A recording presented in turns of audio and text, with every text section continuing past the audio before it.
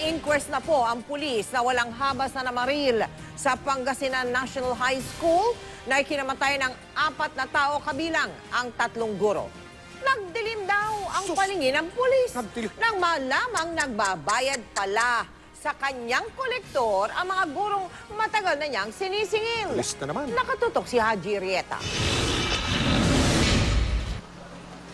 Dahil daw sa sama ng loob kaya nagawang mamaril ng walang habas ni PO3 Domino Alipio noong Lunes sa Pangasinan National High School ay kinamatay ng 4 kabilang ang 3 guro. Sabi ni Alipio, ilang taon na raw di nakakabayad ng utang sa kanya ang mahigit 30 empleyado na eskwelahan. Hindi ko po sinadya yan. Sa totoo lang, ang dami naming dialogue dyan. Almost 2 years na po kasi yan na dialogue. Kaya napakasakit sa amin kasi yung nangyari. Kasi yung pera na yun, iniloan ko naman sa APSLA yan hindi ko naman, pero niloko nila po ako. Kasi ang rason nila, gipit sila Alam, sa totoo lang ako, nagipit din ako, nagpursige, nagpunyagi, nagtrabaho. Alam na ng mga ano yan. Ayon kay Alipio, nagdilim daw ang paningin niya nang sabihin ng mga sinisingil niyang guro na nagbabayad naman sila sa kolektor nito. Na-inquest na si Alipio kasamang driver niyang si Oliver Gananin para sa 4 counts of murder at 3 counts of frustrated murder. Labis ang pagsisi ngayon ni Alipio. Sa mga pulis, pasensya sa mga teachers din, sana po, wag nyo na pong ulitin yan.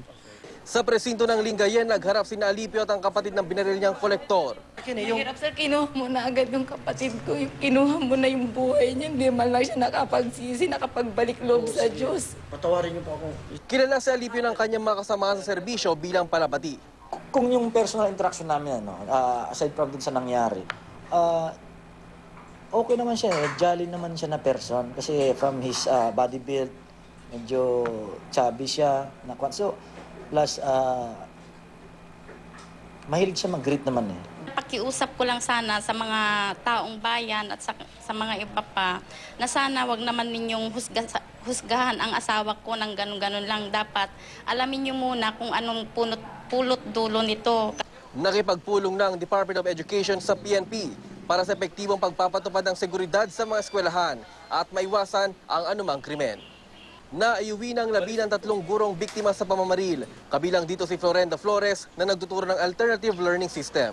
Bagaman formal lang nakasuhan si PO3 Domino Alipio at kasama nitong driver at nananatili na ngayon sa kulungan, hindi na may babalik ang mga buhay na nawala dahil sa krimeng kanyang nagawa. Kaya naman hustisya ang hiling ng bawat isa. Mula rito sa Pangasinan, Haji Rieta, nakatutok, 24 oras.